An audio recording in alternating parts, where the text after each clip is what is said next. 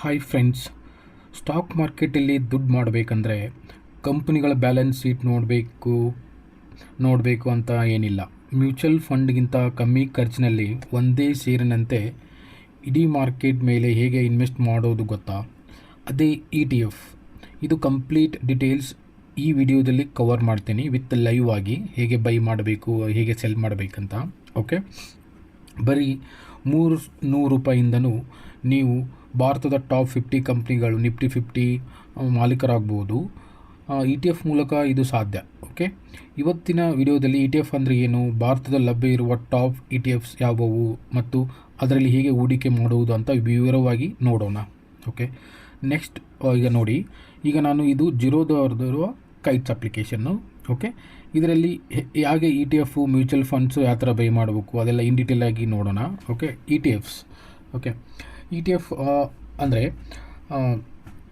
Exchange traded fund ಅಂತ. Okay, ಇವತ್ತು ನಾವು ETF ಅಂದರೆ ಏನು, ಅದರ ಲಾಭಗಳೇನು ಮತ್ತು ಅದರ ಟಾಪ್ ETF ಬಗ್ಗೆ ಸಂಪೂರ್ಣವಾಗಿ ನೋಡ್ತಾ ಇದ್ದೀವಿ.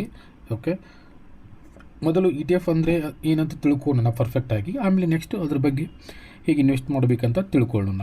ಓಕೆ, ETF ಅಂದರೆ ಅದೊಂಥರ ಒಂದು ಹಣ್ಣಿನ ಬುಟ್ಟಿ ಅಂತ ತಿಳ್ಕೊಳ್ಳಿ. ಅದರಲ್ಲಿ ಸೇಬು ಹಣ್ಣು, ಬಾಳೆಹಣ್ಣು, ಕಿತ್ತಳೆ ಹಣ್ಣು ಎಲ್ಲವೂ ಇರುತ್ತೆ.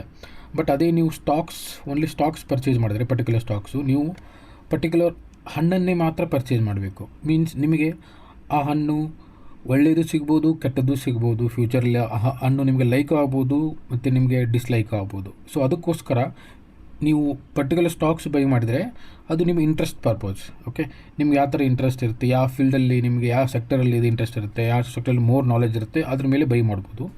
ಬಟ್ ಇದು ಆ ಥರ ಅಲ್ಲ, ಇದು ಒಂಥರ ಬಾಸ್ಕೆಟ್, ಹಣ್ಣಿನ ಬಾಸ್ಕೆಟ್ ಥರ. ಓಕೆ, ETF ಅಂದರೆ ಒಂದು ಬಾಸ್ಕೆಟ್ ಆ್ಯಪ್ ಸ್ಟಾಕ್. ಓಕೆ, ಉದಾಹರಣೆಗೆ ನೀವು ನಿಫ್ಟಿ B ಅನ್ನು ETF ಅಂತ ತೊಗೊಂಡ್ರೆ, ನಿಫ್ಟಿ 50ರಲ್ಲಿರುವ ರಿಲಯನ್ಸು, TCS, HDFC ಬ್ಯಾಂಕು ಅಂತ ಭಾರತದ ಟಾಪ್ 50 ಕಂಪ್ನಿಗಳು ನಿಮ್ಮ ಹಣದಿಂದ ಹೂಡಿಕೆ ಆಗಿರ್ತವೆ.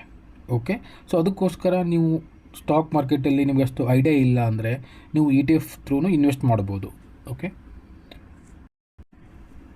ಮತ್ತು ಕೆಲವೊಬ್ಬರಿಗೆ ಡೌಟ್ ಇರುತ್ತೆ, what is the main difference, mutual ಫಂಡಲ್ಲಿ ಇನ್ವೆಸ್ಟ್ ಮಾಡ್ಬೋದಲ್ಲ, ETF ಅಂದರೆ ಯಾಕೆ ಅಂತ. ಓಕೆ, ಮ್ಯೂಚುವಲ್ ಫಂಡನ್ನು ದಿನದಲ್ಲಿ ಕೊನೆಯ ಸಿಗೋ NAV ಬೆಲೆಯಲ್ಲಿ ಮಾತ್ರ ನೀವು ಬೈ ಆ್ಯಂಡ್ ಸೆಲ್ ಮಾಡ್ಬೋದು. ಆದರೆ ETF ಆ ಥರ ಅಲ್ಲ.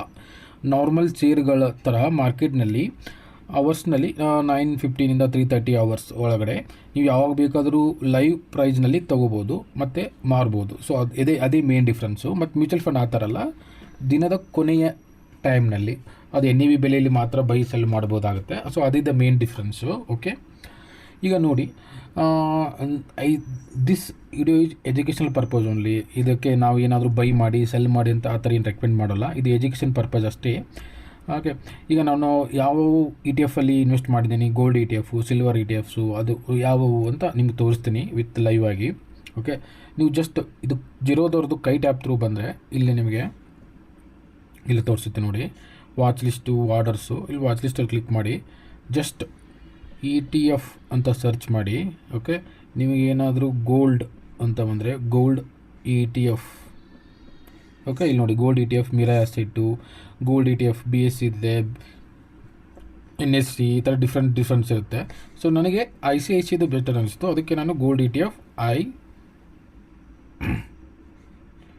ETF ಅಂತ ಸರ್ಚ್ ಮಾಡಿದರೆ ICICI ಪ್ರೊಡೆನ್ಷಿಯಲ್ ಗೋಲ್ಡ್ ETF ಇದೆ, ಮತ್ತು NSE, BSE ಎರಡೂ ಇದೆ. ಬೆಟರ್ ನೀವು NSEಗೆ ಹೋಗ್ಬೋದು.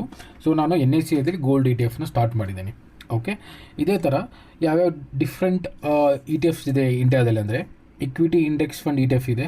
ಓಕೆ, ಅದರಲ್ಲಿ ನಿಮಗೆ ನಿಫ್ಟಿ ಬೀಸ್ ಬರುತ್ತೆ, ಅಂದರೆ ಭಾರತದ ಟಾಪ್ 50 ಕಂಪ್ನಿಗಳು ಅದರಲ್ಲಿ ಇನ್ವೆಸ್ಟ್ ಮಾಡಲು ನಿಮ್ಗೆ ಅವಕಾಶ ಇರುತ್ತೆ. ಅದೇ ಥರ ಜೂನಿಯರ್ ಬೀಸ್ ಅಂತ ಬರುತ್ತೆ, ಇದು ನೆಕ್ಸ್ಟ್ 50 ಕಂಪ್ನಿಗಳು, ನೆಕ್ಸ್ಟ್ ನಿಫ್ಟಿ 50 ಕಂಪ್ನಿಗಳಿಗೆ ನೀವು ಇನ್ವೆಸ್ಟ್ ಮಾಡ್ಬೋದು. ಅದೇ ಥರ ಸೆಕ್ಟೋರಿಯಲ್ ಆ್ಯಂಡ್ ಥಿಮೆಟಿಕ್ ETF ಅಂತ ಬರುತ್ತೆ. ಓಕೆ, ಅದು ಬ್ಯಾಂಕ್ ಬೀಜು ಮತ್ತು ನಿಫ್ಟಿ ಬ್ಯಾಂಕ್ ETF ಅಂತ ಬರುತ್ತೆ. ಮತ್ತು ನೀವು ಸೆಕ್ಟರ್ ಥಿಮೆಟಿಕ್ ಹೋದರೆ IT ETF ಅಂತ ಬರುತ್ತೆ, ಫಾರ್ಮಾ ETF ಅಂತ ಬರುತ್ತೆ.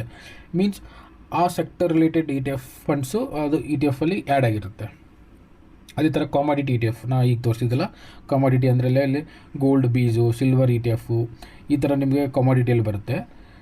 ಸೊ ನಾನೀಗ ಮೇನ್ ಫೋಕಸ್ ಮಾಡ್ತಾ ಇರೋದು ಗೋಲ್ಡ್ ETF ಮತ್ತು ಸಿಲ್ವರ್ ETF ನೀವು ಯಾವ ಥರ ಬೈ ಮಾಡಬೇಕು ಜಿರೋದ ಆ್ಯಪಿಂದ, ಮತ್ತು ಅದು ಆ ಥರ ನೀವು ಅದರಲ್ಲಿ SIP ಮಾಡ್ಬೋದು. SIP ಮಾಡೋದು ಸ್ವಲ್ಪ ಕನ್ಫ್ಯೂಷನ್ ಇದೆ ಜಿರೋದಲ್ಲಿ. ಸೊ ಅದನ್ನು ವಿತ್ ಸ್ಟೆಪ್ ಬೈ ಸ್ಟೆಪ್ ತೋರಿಸ್ಕೊಡ್ತೀನಿ ನಿಮಗೆ ಯಾವ ಥರ SIP ಮಾಡಬೇಕಂತ. ಓಕೆ, ಈಗ ನೋಡಿ, ನೀವು ಗೋಲ್ಡ್ ETF ನನಗೆ ಬೆಟರ್ ಆ್ಯಸ್ ಆಫ್ ನಾವು ಟಾಪ್ ಮಾರ್ಕೆಟಲ್ಲಿರೋ ETF ಅಲ್ಲಿ ಗೋಲ್ಡಲ್ಲಿ ICICI Prudential ಗೋಲ್ಡ್ ETF ಇದೆ, ಮತ್ತು ಡಿಫ್ರೆಂಟ್ ಇದೆ. ಕಂಪೇರ್ ಮಾಡ್ಕೊಳ್ಳಿ ನಿಮ್ಗೆ ಯಾರು ಸೂಟೇಬಲ್ ಅನಿಸುತ್ತೆ. ಈಗ ಗೋಲ್ಡ್ ETF ಮೇಲೆ ಕ್ಲಿಕ್ ಮಾಡಿದರೆ ಅದು ಆ್ಯಡ್ ಟು ವಿಶ್ ಲಿಸ್ಟ್ ಆಯಿತು. ಓಕೆ, ಅದು ಬೇಕಲ್ಲ, ಜಸ್ಟ್ ಕ್ಲಿಕ್ ಮಾಡಿ ಬೈ ಆ್ಯಂಡ್ ಸೆಲ್ ಇದೆ.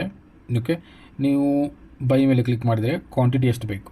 ಓಕೆ, ನೀವು ಲಾಂಗ್ ಟರ್ಮಲ್ಲಿ ಇದೇನು ಬೈ ಮಾಡಿದ್ರೆ ಲಾಂಗ್ ಟರ್ಮು, ಇಂಟರ್ಡೇ ಅಂದರೆ ಇಂಟರ್ಡೇ ಆ ಥರ ಯೂಸ್ ಮಾಡ್ಕೊಳ್ಳಿ. 1 ಕ್ವಾಂಟಿಟಿ ಅಥವಾ 10 ಕ್ವಾಂಟಿಟಿ ಅದರ ತಕ್ಕಂಗೆ ಅದರ ರಿಲೇಟೆಡ್ ಪ್ರೈಸ್ ಚೇಂಜ್ ಆಗ್ತಾ ಇರುತ್ತೆ ಕೆಳಗಡೆ. ಮಾರ್ಕೆಟ್ ವ್ಯಾಲ್ಯೂ ಅಥವಾ ನಿಮಗೆ ಈ 130 ಲಿಮಿಟಲ್ಲಿ ಬೈ ಮಾಡಬೇಕಾ ಅಥವಾ ಮಾರ್ಕೆಟ್ ವ್ಯಾಲ್ಯೂ ಯಾವ ಥರ ಲೈವಲ್ಲಿ ಇರುತ್ತೆ ಆ ಲೈವಲ್ಲಿ ಬೈ ಮಾಡಬೇಕಾ.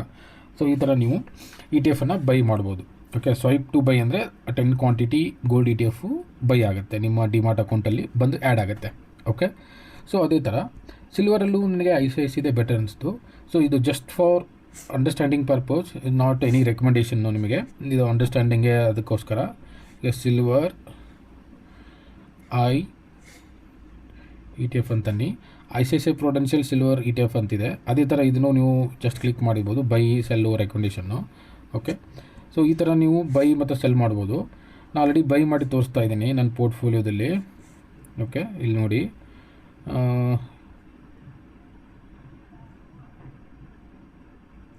ಗೋಲ್ಡ್ ETF ಇದೆ 50 ಕ್ವಾಂಟಿಟಿ, ಆಲ್ರೆಡಿ ಬೈ ಇದೆ, ಎಲ್ಲ ಸೆಲ್ಲು ಮಾಡ್ಬೋದು. ಸೊ ಈ ಥರ ನೀವು ನಿಮಗೆ ಯಾವ್ದು ಅಮೌಂಟು ಸೂಟೇಬಲ್ ಅನಿಸುತ್ತೆ, ಯಾವ ಟೈಮಲ್ಲಿ ನೀವು ಬೈ ಮಾಡಬೇಕು, ಸೊ ಅದನ್ನೆಲ್ಲ ಸ್ವಲ್ಪ ಮಾರ್ಕೆಟಲ್ಲಿ ಸ್ಟಡಿ ಮಾಡ್ಕೊಳ್ಳಿ. ಬೇಸ್ಡ್ ಆನ್ ದ್ಯಾಟ್ ನೀವು ಗೋಲ್ಡ್ ETF ಬೈ ಮಾಡ್ಬೋದು. ಇದರಲ್ಲಿ ಹೇಗೆ SIP ಸ್ಟಾರ್ಟ್ ಮಾಡಬೇಕು ಅಂತ ಅದನ್ನು ನಾನು ನೆಕ್ಸ್ಟ್ ವಿಡಿಯೋದಲ್ಲಿ ಕವರ್ ಮಾಡ್ತೀನಿ. ಓಕೆ, ಈ ವಿಡಿಯೋ ನಿಮಗೆ ಏನಾದರೂ ಇನ್ಫಾರ್ಮೇಟಿವ್ ಆಗಿದ್ದರೆ so please like and share my YouTube channel. ಮತ್ತು ನಿಮಗೆ ಈ ಮಾಹಿತಿ ಇದೇ ಥರ ನಿಮಗೆ ಬೇಕಾಗಿದ್ದರೆ ನಿಮ್ಮ ಫ್ರೆಂಡ್ಸ್ ಜೊತೆ ಇದನ್ನು ಶೇರ್ ಮಾಡ್ಕೊಳ್ಳಿ, ಚಾನಲ್ನ ಸಬ್ಸ್ಕ್ರೈಬ್ ಆಗಿ. ಮತ್ತು ಸಿಗೋಣ. ಧನ್ಯವಾದ ಫ್ರೆಂಡ್ಸ್, ಥ್ಯಾಂಕ್ ಯು.